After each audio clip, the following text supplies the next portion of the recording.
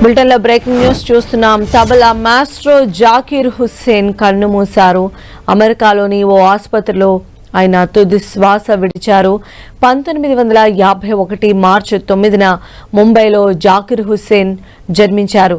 అసమాన ప్రతిభతో ప్రపంచవ్యాప్తంగా గుర్తింపు పొందారు. జాకీర్ హుస్సేన్ తబలా మాస్ట్రోగా ఎన్నో అవార్డులను సొంతం చేసుకున్నారు. జాకీర్ హుస్సేన్ ఆయన గుండె సంబంధిత వ్యాధితో అమెరికాలో ఆసుపత్రిలో చేరి చికిత్స పొందుతూ తుది శ్వాస విడిచారు.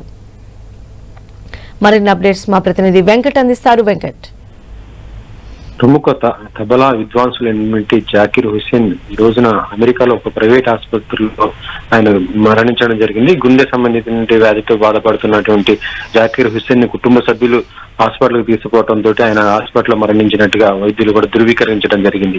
అయితే ఆయన ముంబైలో పుట్టినా కూడా మొత్తం కూడా దేశవ్యాప్తంగా కూడా ఎన్నో కార్యక్రమాలు కూడా పాల్గొనడం జరిగింది. సినిమాకు సంబంధించి కూడా ఎన్నో చాలా కార్యక్రమాలు కూడా ఆయన చేసినట్టు పరిస్థితి ఉంది. ఆయనకి అందుకనే భారత ప్రభుత్వం ఆయనకి పద్మశ్రీ, పద్మవిభూషణ్ లాంటి బిరుదులు కూడా ఇచ్చింది.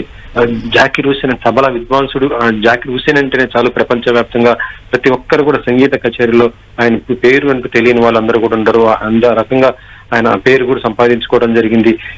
ఒక రకంగా చెప్పాలంటే ఇది మొత్తం